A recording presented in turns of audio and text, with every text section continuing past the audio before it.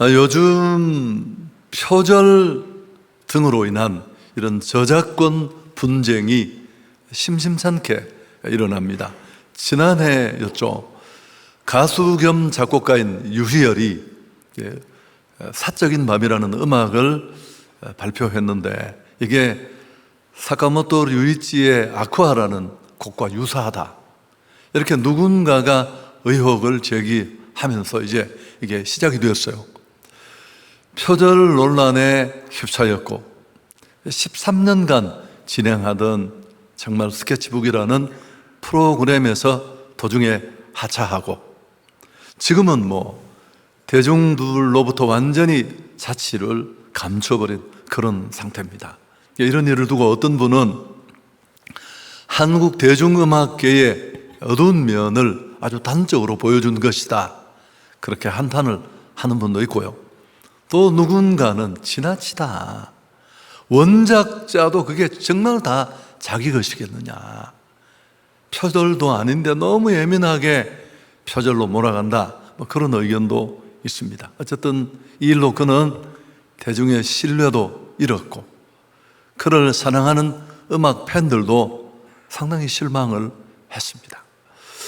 자, 우리 인생을 한번 생각해 보면 우린 얼마나 표절로부터 자유로울까? 내 인생이고 내 삶이고 내게 주어진 인생이다, 그렇게 생각하면서 대부분 살고 있잖아요. 과연 정말 그럴까요? 정말 내가 사는 이 삶은 나의 것이고 내 인생이고 나의 것일까? 성경을 이렇게 한번 딱 열어보면 성경의 첫 장을 들추면 나오는 말씀이 창세기 1장 1절이에요. 태초에 하나님이 천지를 창조하셨다.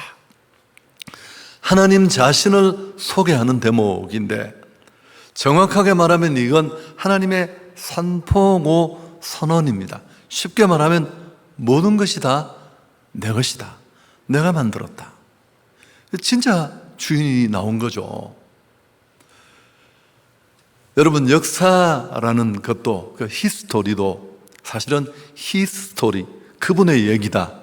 제 발음은 안 좋지만 그렇게 우리가 많이 이야기하는 것도 같은 맥락입니다. 성경을 통해 우리는 알게 됩니다. 하나님은 누구시고 그분이 어떤 일을 하셨는지. 우리 주변에 보이는 그 많은 것들, 아니 보이지 않는 것들, 그 광활한 우주의 모든 것들은 저절로 된 게 아니라 그분이 만드신 것이고 그분이 원작자세요. 그분의 작품입니다. 하나님은 만물만 만드셨을까요? 아니요, 우리 인간도 만드셨습니다.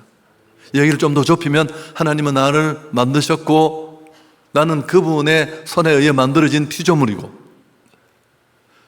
그렇지만 목적을 잃어버리고 범죄한 나를 다시 값주고 구속하여서 너는 내 것이다. 하나님은 창조주로서, 소유주로서 절대적인 권한을 가지고 계십니다. 근데 주변을 첫째 돌아보면 스스로 주인인 것처럼 살아가는 사람들이 너무너무 많습니다. 천지입니다, 천지. 내 삶은 내 것이고, 물론 착각이지만 내 인생은 내 것이라고 생각합니다. 마음대로 살아도 되고. 여러분, 이 생각이 무서운 겁니다. 이와 같은 인간의 자기 인식이 왜 무서울까요? 그 이후에 모든 삶의 행동, 삶의 양식을 결정됩니다. 내 것이니까.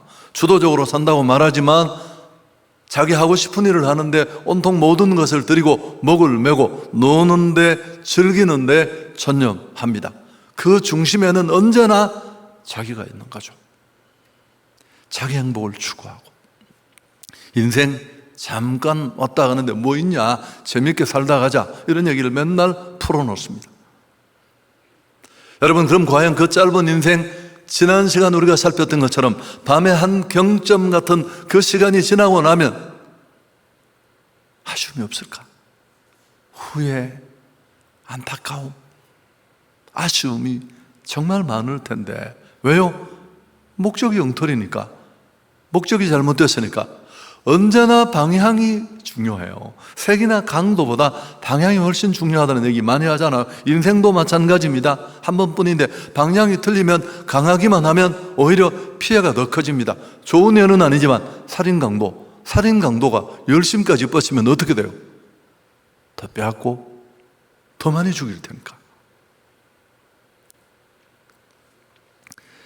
이렇게 스스로 자기 인생이라고 착각하고 자기만을 그 중심에 두고 살아가는 삶은 반드시 허망합니다.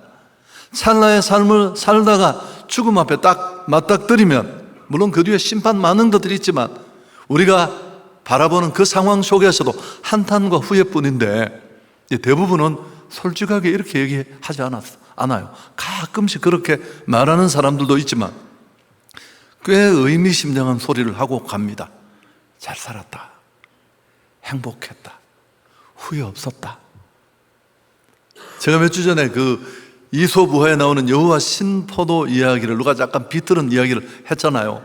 꼭대기에 있는 그 포도를 먹으려고 수많은 여우들이 몰려들어서 치열하게 경쟁을 해서 마침내 한 마리 포도가 그 포도나무 위로 올라가서 포도를 딱 따먹어 봤는데 이거 너무너무 쓴 거야. 속았다 싶었는데 이 얘기를 차마 밑에서 막 그를 존경하듯이 추앙하듯이 바라보는 그 수많은 여우들에게 말할 수 없었어. 참 맛있다, 이렇게 말하고 죽는다고요.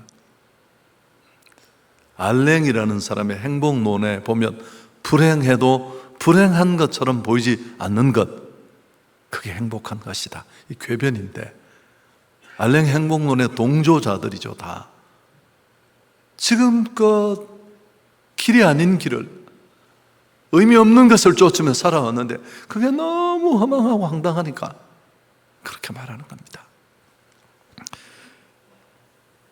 여러분, 내 인생이 내 것이라고 생각하면 그 인생은 진짜 나빠질 수 있습니다.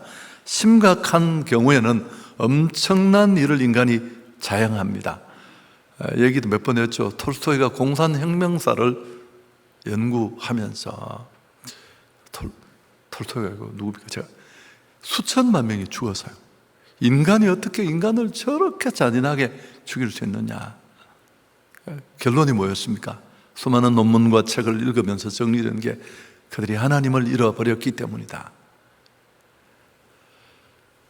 히틀러가 수백만 명을 학살하고 킬링필드의 그 캄보디아 폴포트 정권은 100만 명 이상이 죽었다고 하는데, 여러분, 인구의 4분의 1이 죽은 겁니다. 이게 다 인간이 한 짓인데 어떻게 사람이 이런 짓을 할 수 있을까요?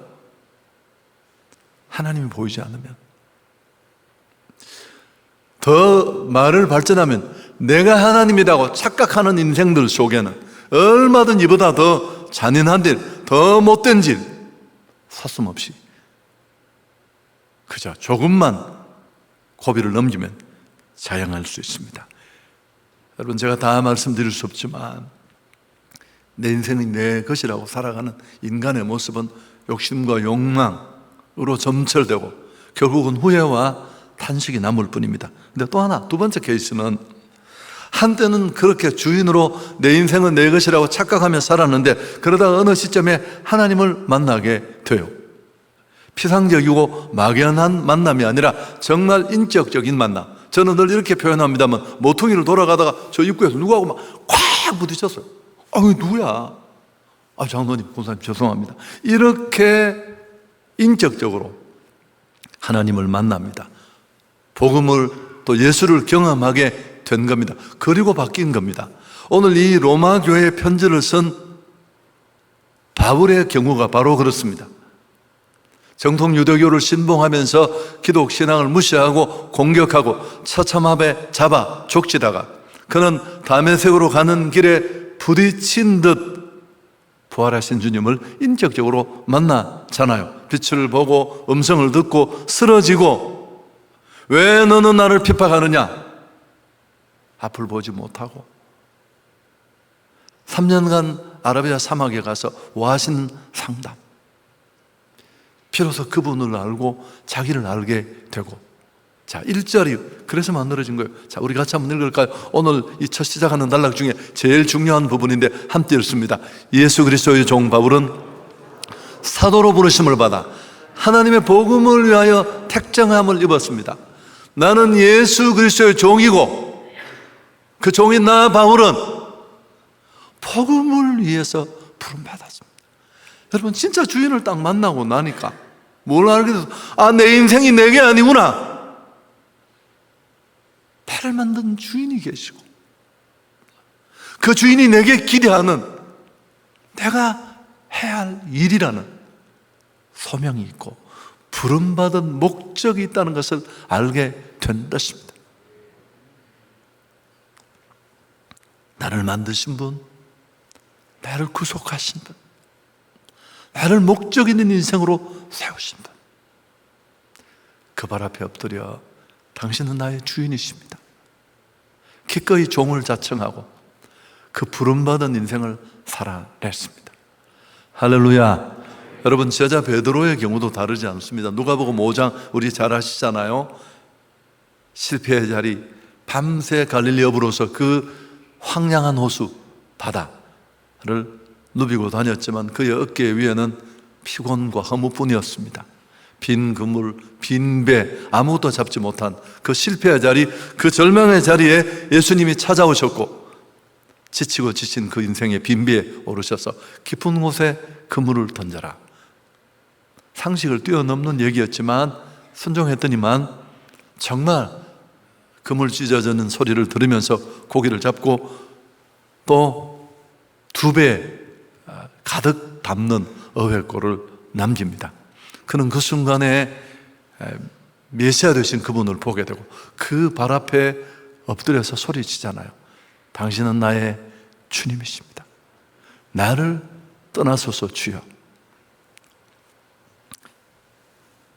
뭐 더 얼마나 많은 예를 들어야 되겠습니까?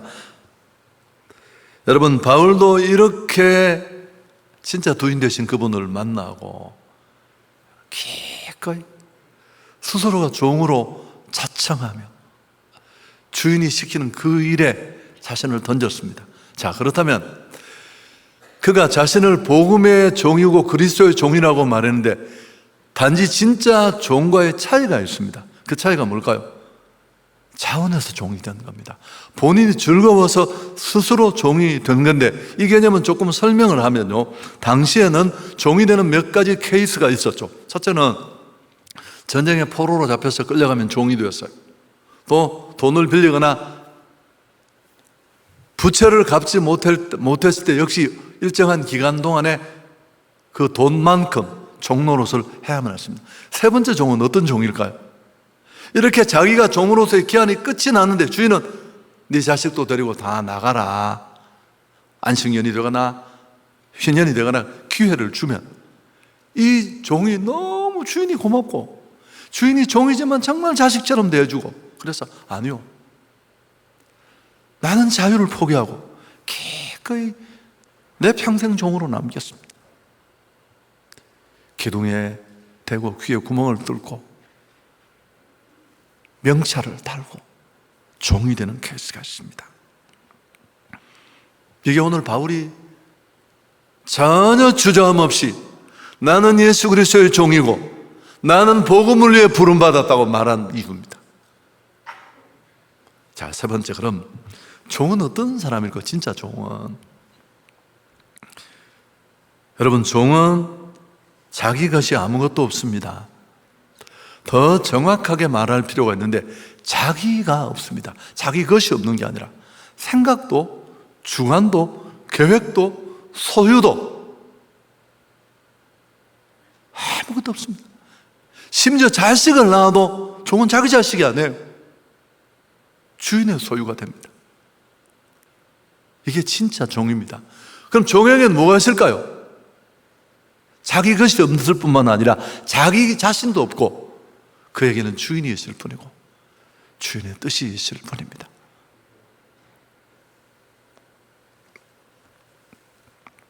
온통 그 주인의 뜻에 관심이 쏠려 있습니다. 이게 종된 자의 자기 인식이에요.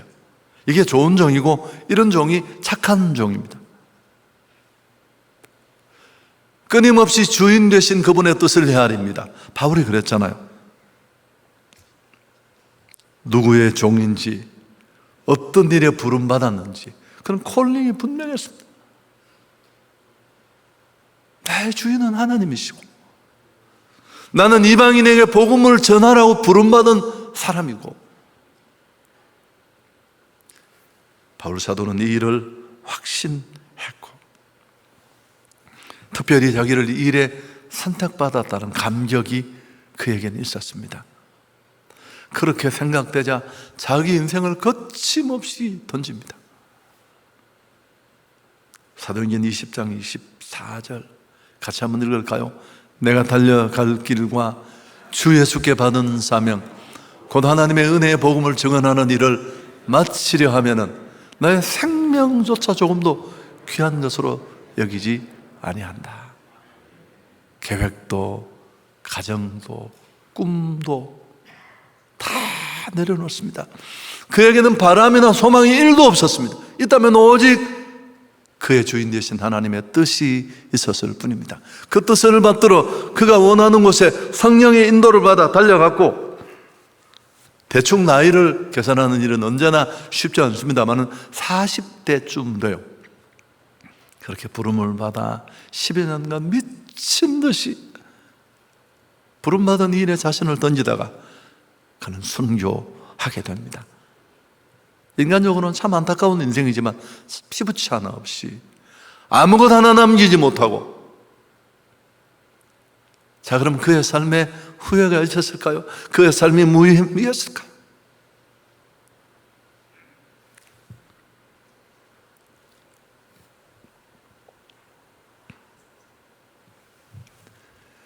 불행했을까요? 여러분, 힘은 들었지만 전혀 그렇지 않았습니다. 그는 감격 속에 살았습니다.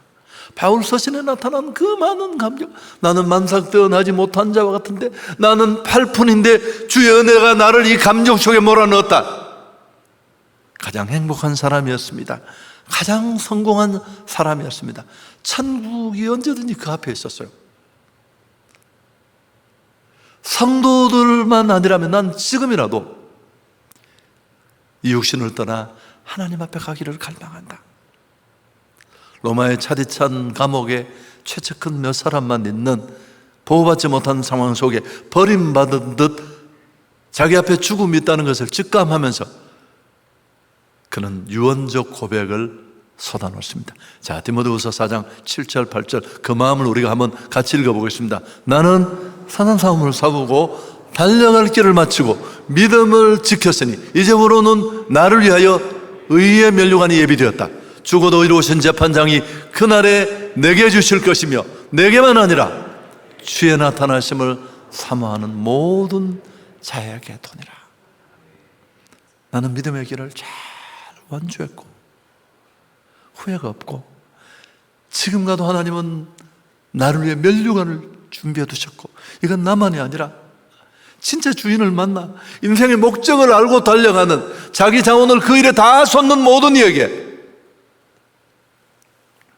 동일하게 그런 상이 주어진다. 여러분, 그의 삶에 어디에 불행한 흔적이 있습니까? 어디 후회의 흔적이 있습니까? 우리 주변에 불행한 가짜 주인들이 많습니다. 내 인생, 내 물질, 내 은사, 내 새끼. 아니, 엄연히 진짜 주인이 있는데, 아니, 그분이 바뀌는 삶의 목적이 존재하는데, 인생을 주고 시간을 주고 기회를 주고 말미를 준 이유가 존재하는데 아랑곳하지 않고 착각 속에 하고 싶은 일만 하며 삽니다. 여러분, 문제는 뭘까요? 기독인들도 일로부터 자유롭지 않다는 겁니다. 물론 종교인들이죠. 교회 다니는 사람, 하나님을 인격적으로 만나지 못한 사람들입니다. 그들에게 하나님은 그저 한낱 액세서리일 뿐입니다. 자기 삶을 조금 더 빛나고 윤택하게 만드는 도우미 정도. 그렇지만 반대로 행복한 종들이 있습니다. 내가 아무것도 없다고 말하고 다 그분이 주신 것이라고 고백하고 확신하고 부름받은 일에 자신을 던진 듯 드립니다. 그렇지만 의미 있고 보람 있고 행복하고 우리 선교사님들 많이 알잖아요. 제가 아는 그 서울대 나오신 분이신데 권사님이 미치려고 해요. 삼성의료원에 있었는데 제가 대구 있을 때 아들 중에 제일 똑똑한 아들인데 40대 초반에 선교사로 갔는데 어머니가 저 새끼 미쳤다고 완전히 나보고 좀 제가 병원에 그 신방 가는 길에 만났는데 너무 자기를 품어요.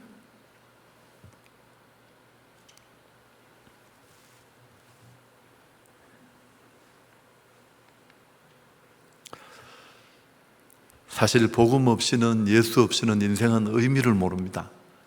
자신의 존재의 이유를 깨닫지 못합니다. 어디서부터 왔고 뭘 위해 살아야 하고 어디로 가는지.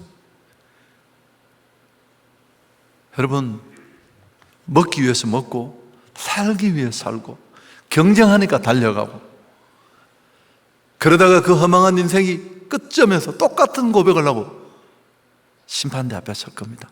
괜찮았고 후회 없고 하고 싶은 일 했고 그렇지만 허망하고 무모합니다.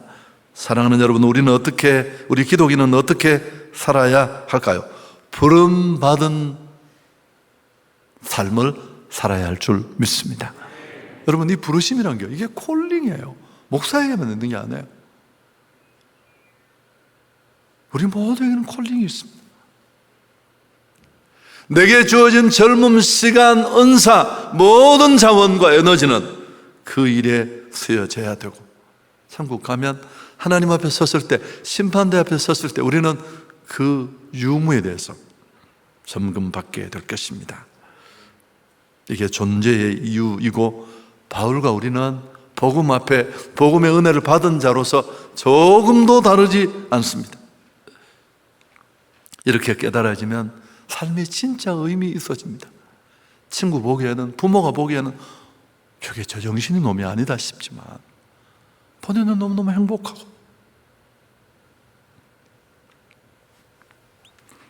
누가 행복한 사람일까요? 착각 속에 사는 사람, 콜링을 따라 사는 사람. 제가 이 말을 좋아해서 너무 많이 인용했는데 장그르니에의 말입니다. 사람은 하고 싶은 일을 할 때보다 해야 할 일을 할 때 더 행복하다. 여러분, 이 해야 할 일이 어떤 일입니까? 진짜 주인이 우리에게 맡긴 일입니다. 해야 할 일을 하고 있다는 행복이 넘치고요. 더 나아가서 오늘 이 바울처럼 뻔뻔해집니다. 난 종이라고. 이게 정말 좋지 않은 말인데 기꺼이 기쁨으로 그 예수의 발 앞에 구원의 은총을 받은 자로서 행복하기 때문에 자청한 종입니다. 여러분, 질문하고 싶습니다. 나는 종인가 주인인가? 나는 주인의 모습으로 살고 있는가? 종의 모습으로 살고 있는가? 제가 사실은 이 로마서를 가능하면 오래 가면 힘드니까 한 장을 한 번 내지 두 번을 해서 16장까지 마친다고 생각해서 이 본문은 그냥 뛰어넘으려고 했었어요. 7절까지 한 번. 근데 이 부분을 딱 이게 제 가슴에 부딪혀서 금요일 아침에 이게 딱 공고가 만들어진 거예요. 그래서 왜 그랬을까요? 제가 역시 이 삶으로부터 자유롭지 못했다는 것 때문에 그렇습니다. 여러분, 이렇게 살아도 저렇게 살아도